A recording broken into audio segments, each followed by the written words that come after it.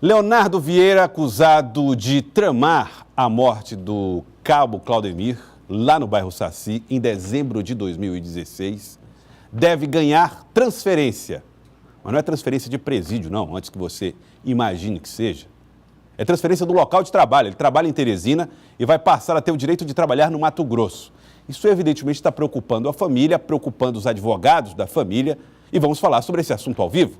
Clebson Lustosa traz informações para nós. Clebson, boa tarde mais uma vez para você. Como é que a defesa da família do cabo Claudemir, os advogados de acusação, melhor dizendo, estão entendendo essa transferência? Clebson, boa tarde.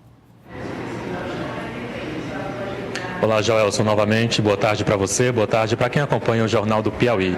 Joelson, o Leonardo Lima, o servidor público da Infraero, ele alegou nesse pedido de transferência a necessidade de um recomeço de vida e alegou também um risco de vida. E por conta disso, pediu a transferência do aeroporto de Teresina para o aeroporto em Campo Grande, no estado do Mato Grosso do Sul, como você mesmo falou. Em relação a essa decisão, a gente conversa a partir de agora com o advogado da família do cabo Claudemir, o advogado Tiago Vale.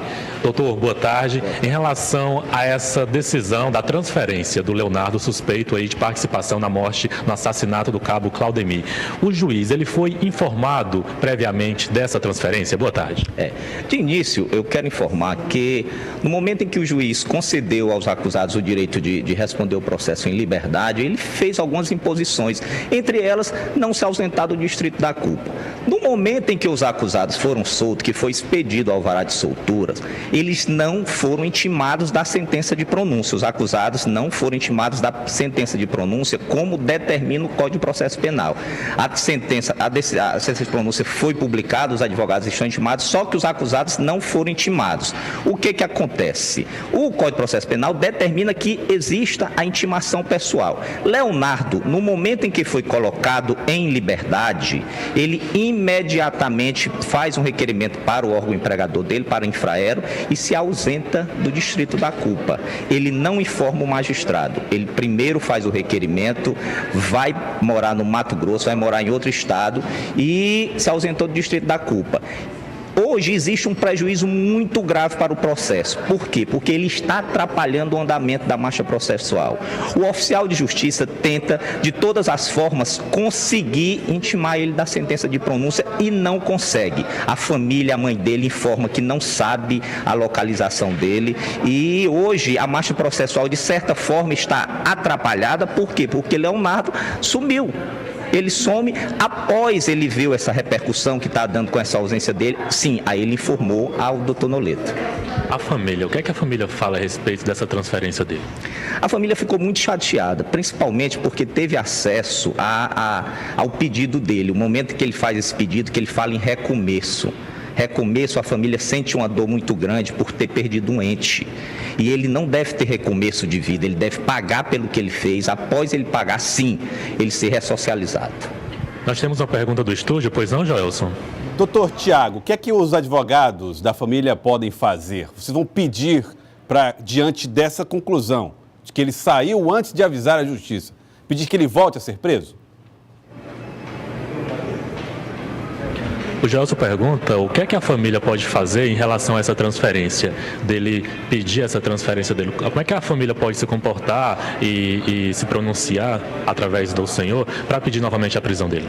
O titular da ação penal, que é o promotor atuante na primeira vara do Tribunal do Júri, doutor Regis, ele já se antecipou, porque ele é o titular da ação penal, ele já informou que houve o descumprimento das medidas que foram impostas, que ele se ausentou do distrito da culpa, que ele está se esquivando da intimação dele da sentença de pronúncia, e diante desse ato do senhor Leonardo, por estar fazendo isso, ele, doutor Regis, já pediu a prisão preventiva do acusado. Acredita-se que o Leonardo ainda esteja em Teresina ou será que ele já está no Mato Grosso? Eu acredito que ele não está mais em Teresina, até porque o oficial de justiça, no momento que ele tentou intimar, fez várias diligências no endereço informado nos autos e não encontrou ele. Queria agradecer a entrevista aqui do advogado da família do cabo Claudemir, o advogado Tiago Vale. Joelson, agora a gente vai continuar, né? Acompanhando. Temos outra pergunta, Joelson? Pois não? Eu queria só saber se, de alguma maneira, o fato das outras pessoas terem sido soltas, Clebson, se isso impõe algum tipo de medo à família. A família tem medo em função da soltura dos demais acusados? O Gelson pergunta, doutor, em relação aos outros suspeitos que estão soltos. A família teme essas pessoas estarem soltas? Com certeza, são pessoas perigosas. Todos foram soltos. É bom frisar que o Wesley, um dos acusados, não foi solto porque ele já responde outra ação penal e continua preso. Todos já foram intimados à sentença de pronúncia, mas a família fica muito temerosa pelo risco que tem deles estarem soltos. São pessoas perigosas, são pessoas que respondem a várias ações penais e sempre a família tem um risco e tem esse receio. Não apenas a família, mas todas as testemunhas que trabalharam como testemunhas de acusação. Novamente, doutor, obrigado pelas informações. Joelson, agora eu volto com você. Tá bom, obrigado, Clebson. Obrigado também ao doutor Tiago Vale pela atenção.